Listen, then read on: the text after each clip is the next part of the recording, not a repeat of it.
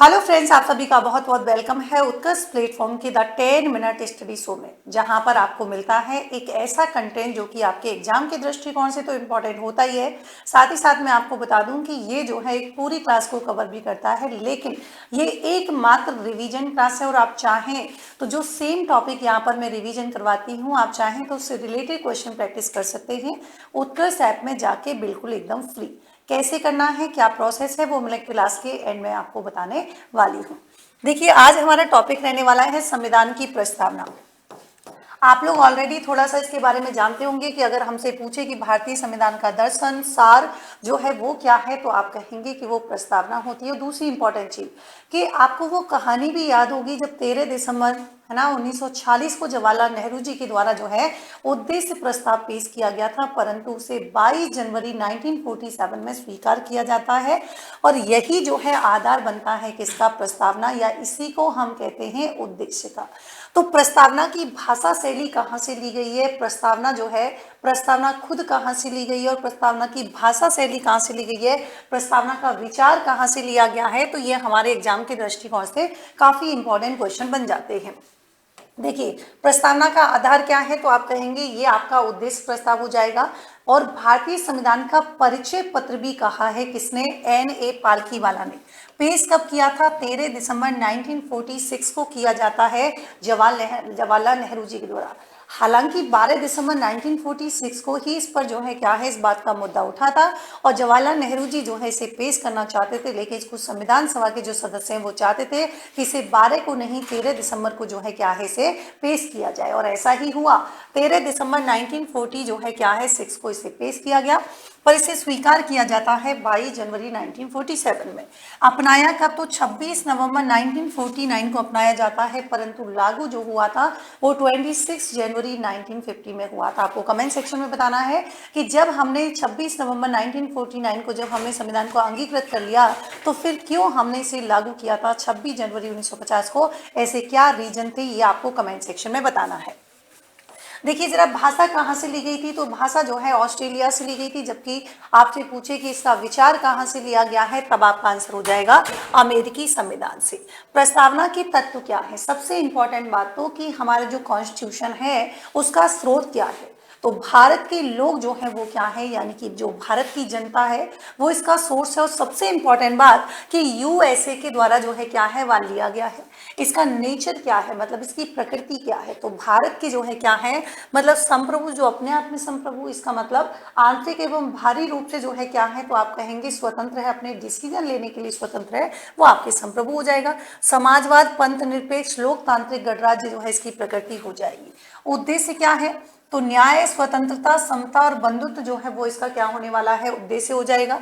अंगीकृत, अधिनियमित और आत्मार्पित किया गया 26 नवंबर 1949 में। अब जैसे इन शब्दों को समझें, इन की टर्म्स को समझें, तो देखिए, संप्रभु का मतलब होता है कि किसी अन्य देश पर निर्भर नहीं है, आंतरिक एवं बाहरी मामलों के लिए स्वतंत्र है, विदेशी क्षेत्र का अधिग्रहण या अपना हिस्सा विदेशी राज्यों को जो है क्या है सौंप सकता है, ये संप्रभु का मतलब है। समाजवाद का मतलब, तो यहाँ पर जो है हर व्यक्ति को धन, संसाधन और जो अवसर की समानता है वो दिया जाए। लोकतांत्रिक समाजवाद, सामाजिक आर्थिक अवधारणा, ठीक है। पंथ निरपेक्ष, पंथ निरपेक्ष आप सभी जानते हैं कि राज्य किसी विशेष धर्म को बढ़ावा नहीं देता है, प्रमोट नहीं करता है। इसका मतलब ये हुआ कि राज्य का अपना कोई धर्म नहीं है, राज्य सभी धर्मों को जो है मान्यता देता है। लोकतांत्रिक, यानी कि सरकार जनता के प्रति उत्तरदायी, मतलब देखो, वैसे तो एक बात मैं आपको बताऊं कि हर देश अपने आप को जो है लोकतांत्रिक देश कहता है, इसका मतलब वो ये दिखाना चाहता है कि वहां पर उसकी जनता की सुनी जाती है, लेकिन भारत हमारा जो है एक लोकतांत्रिक देश है, हालांकि हर कंट्री अपने आप को लोकतांत्रिक देश ही कहता है। वयस्क सार्वभौमिक जो है क्या है, वयस्क मताधिकार, राजनीतिक, सामाजिक, आर्थिक, लोकतंत्र शामिल।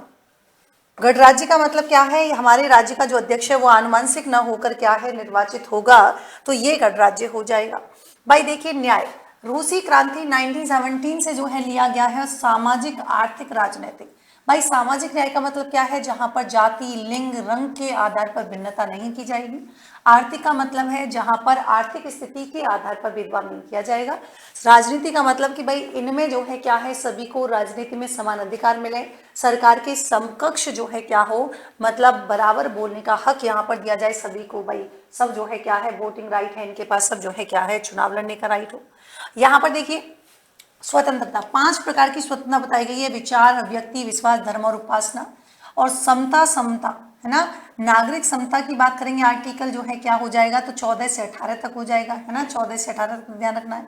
राजनीतिक समता 325 और 326 में बताई गई है। आर्थिक समता आर्टिकल 39 के डी में बताई गई है। बंधुत्व, व्यक्तिगत गरिमा बनाए रखना, राष्ट्र की एकता एवं अखंडता।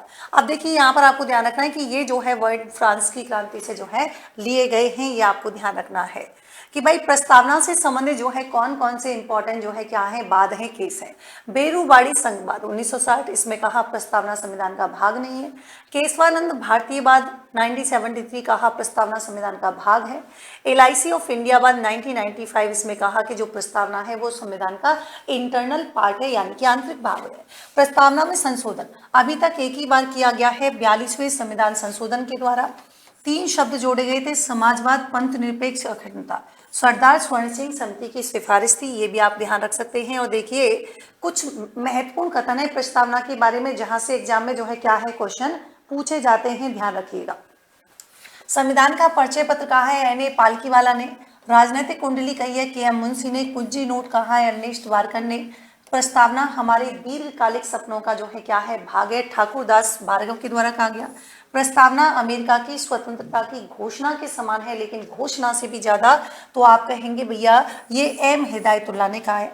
प्रस्तावना न तो विधायिका का स्रोत है और न ही इसकी शक्तियों पर प्रतिबंध लगाने वाला है, ये एक गैर न्यायिक है, न्यायालय में इसको चुनौती नहीं दी जा सकती, ये भी ध्यान रखिएगा। ये पूरी यहाँ पर उद्देश्य का है कि हम भारत के लोग भारत को एक संपूर्ण प्रभुत्व संपन्न समाजवादी पंथ निरपेक्ष लोकतंत्रात्मक गणराज्य बनाने के लिए। अब ये मैं क्यों बता रही हूँ, क्योंकि आपसे एग्जाम में सीक्वेंस पूछा जाता है कि किसके बाद कौन सा वर्ड आ रहा है। तो उसके समस्त नागरिकों को, यानी कि 3 प्रकार के न्याय की बात की गई है: सामाजिक, आर्थिक, राजनीतिक। कैसे याद रख सकते हो? सार। तो सार से मतलब सामाजिक, आर्थिक, राजनीतिक। 5 प्रकार की स्वतंत्रता। देखो स्वतंत्रता में कितने वर्ड आते हैं? 5 आते हैं। न्याय में कितने आते हैं? 3। तो 3 ध्यान रखिएगा, सामाजिक, आर्थिक, राजनीतिक। स्वतंत्रता में 5 आते हैं। देखो कैसे याद करोगे भाई, आपको अपने विचार अभिव्यक्त करने का क्या है, अधिकार है। जब आप अपने विचार व्यक्त करेंगे, लोग आप पर विश्वास करेंगे, आप पर करेंगे, आपके धर्म पर विश्वास करेंगे, फिर उपासना शुरू कर देंगे। इसका वास्तविक जीवन से कोई लेना देना नहीं है, सिर्फ मैंने आपको याद करने के लिए कनेक्ट करके बताया है, ठीक है। फिर समता कितने प्रकार की है? 2, प्रतिष्ठा और अवसर की। तो समता प्राप्त करने के लिए उन सब में व्यक्ति की गरिमा और राष्ट्र की एकता और अखंडता सुनिश्चित करने वाली जो बंधुता है, उसको बढ़ाने के लिए दृढ़ संकल्पित होकर अपनी संविधान सभा में आज का मतलब 26 नवंबर 1949 को मिति मार्गशीर्ष शुक्ल सप्तमी, है ना, 2 संवत 2006 विक्रमी को संविधान को अंगीकृत, अधिनियमित और आत्मार्पित किया जाता है, ध्यान रखिएगा। तो ये थी आज की हमारी क्लास। और मैं बता दूं कि यहाँ पर हमारे चल रहा है विंटर सिलेक्शन ऑफर, जिसमें आप पा सकते हैं और इसके सभी ऑनलाइन कोर्सेज पर अप टू 90% का डिस्काउंट। यही नहीं, 50 जो है आपको परसेंट एक्स्ट्रा वैलिडिटी और साथ ही 500 रुपये तक का कैशबैक आपको मिल सकता है। आपको कोई भी डाउट्स हैं, कुछ भी संदेह है, संशय है, आप जाइए उत्कर्ष के कॉन्टैक्ट नंबर पे कॉल कीजिए और आप वहाँ आपको सारे डाउट्स का सॉल्यूशन मिलेगा। ऑफर 30 दिसंबर तक करने वाले हैं। और सबसे इंपॉर्टेंट बात कि जो हमारे न्यू स्टूडेंट हैं उनको मिल सकता है 10% एक्स्ट्रा। कुछ नहीं करना है, कूपन कोड अप्लाई करना है N/10, ठीक है। अगर आप कूपन कोड अप्लाई करते हैं और हमारे बैच है, समग्र बैच बहुत ही शानदार बैच है, life of classroom Jaipur Jodhpur से रहेगा। निर्मल बैच 8.0 5 जनवरी से शुरू होने जा रहा है, बहुत ही शानदार बैच है हमारा। RS प्रीलिम्स आप जाएं, RS उत्कर्ष यूट्यूब चैनल पे डेमो क्लासेज हैं, देखिए। उसके बाद आपको जो है क्या है, संतुष्टि होने के बाद ही आप जो है क्लास से कनेक्ट कीजिएगा। निर्मल 2.0 इंग्लिश मीडियम, मतलब जब आप अपने सपने को साकार करना चाहते हैं तो इंग्लिश उसकी बाधा क्यों बने, तो यहाँ पर उसको भी ध्यान में रखते हुए हमने बहुत ही शानदार निर्मल 2.0 बैच स्टार्ट किया है। फतेह बैच 2.0 बैच है, बहुत ही शानदार बैच है। ये हमने जो है पहले फतेह बैच 1.0 शुरू किया था बच्चों की डिमांड पर, कि सर हम चूक गए थे, नहीं ले पाए थे, तो हमने फिर से एक नया बैच शुरू किया है। सभी पर आपको जितने भी मैंने बताए हैं ये सारे ऑफर मिल सकते हैं केवल और केवल 30 दिसंबर तक। तो अभी देर ना करें, जाएं एनरोल करें अभी। थैंक यू सो मच, मिलते हैं नेक्स्ट सेशन में एक नए टॉपिक के साथ। तब तक के लिए thank you so much, good night.